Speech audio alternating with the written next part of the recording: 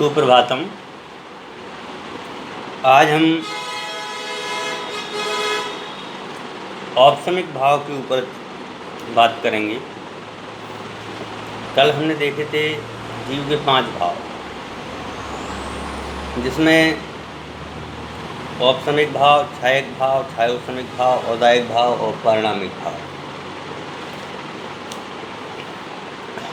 उसी संबंध में आज हम शास्त्री द्वितीय वर्ष के लिए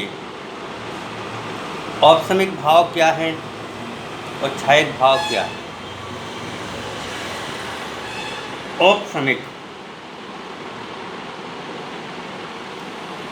सीधी सी बात है, जो कर्म में या कहें भाव जीव के उपसम अवस्था में हैं। उपसम अवस्था का अभिप्राय है कि जो परिणाम अभी उदय में नहीं हैं। जैसे किसी व्यक्ति से हमारी लड़ाई हो गई, अब हमें उसकी शकल देखना पसंद नहीं है, और यदि वह व्यक्ति हमारे सामने से हट जाता है और महीना भर नहीं दिखता है, तो महीना भर जब तक वह व्यक्ति हमें नहीं दिखाई देता है, जब तक हमें गुस्सा नहीं आता है। जब वह 1 महीने बाद भी दिखे, 2 महीने बाद दिखे, 3 महीने बाद दिखे, साल भर बाद दिखे, तो हमें उस व्यक्ति को देखते ही क्रोध उत्पन्न हो जाता है। इसका मतलब क्या है कि हमारा क्रोध अभी हमारे अंदर में था तभी तो आया। यदि क्रोध नहीं होता तो बाहर में भी नहीं दिखाई देता। ऐसे ही कह रहे हैं कि औपसमिक भाव जो है ऐसे ही भाव है कि कर्म के उदय नहीं होने के कारण से कर्म हमारे अंदर में विद्यमान है। कभी हम सुखी दिखाई देते हैं, कभी हम दुखी दिखाई देते हैं, कभी हम परेशान दिखाई देते हैं। इन सब का कारण क्या है? हमारे कर्मों का उदय नहीं, हमारे कर्मों का उपसम अवस्था में है। कर्म हमारे हैं पर वह अभी निचली अवस्था में है।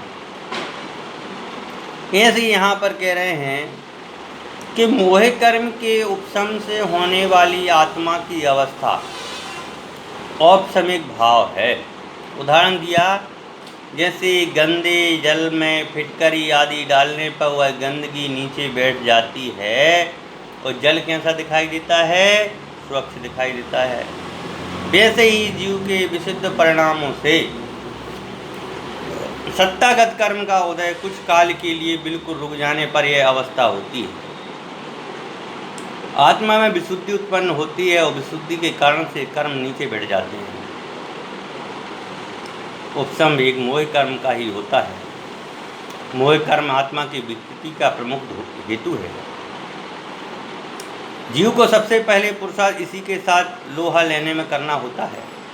उपसम काल में मोह कर्म सर्वथा प्रवाहहीन हो जाता है, किंतु यह स्थिति क्षणिक होती है, अंतर्मुहूर्त के भीतर बदल जाती है। इसलिए जीव को इसके साथ बार बार संघर्ष करना पड़ता है, बार बार दुखी होना पड़ता है। जब तक हमारे औपसमिक भाव होते हैं, जब तक हम विशुद्धि को पूर्ण रूप से प्राप्त नहीं हो पाते। विशुद्धि को प्राप्त करने के लिए हमारे लिए जरूरी है कि आंतरिक परिणामों की शुद्धि होना जरूरी है। उसके बाद दूसरा भाव कौन सा है? छायक भाव। छायक भाव का मतलब में होता है कि कर्मों का जहाँ बिल्कुल भी भाव नहीं हो। जो फिटकरी डाल के गंदा पानी नीचे बैठाला था, अब वो फिटकरी डालने की अवस्था नहीं है, शुद्ध स्वच्छ जल है।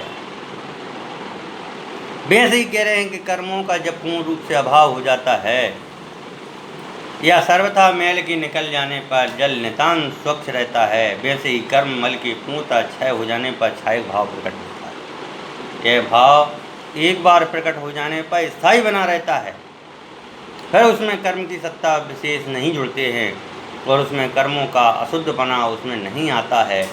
इसलिए ऐसे भाव को छायक भाव कहा जाता है।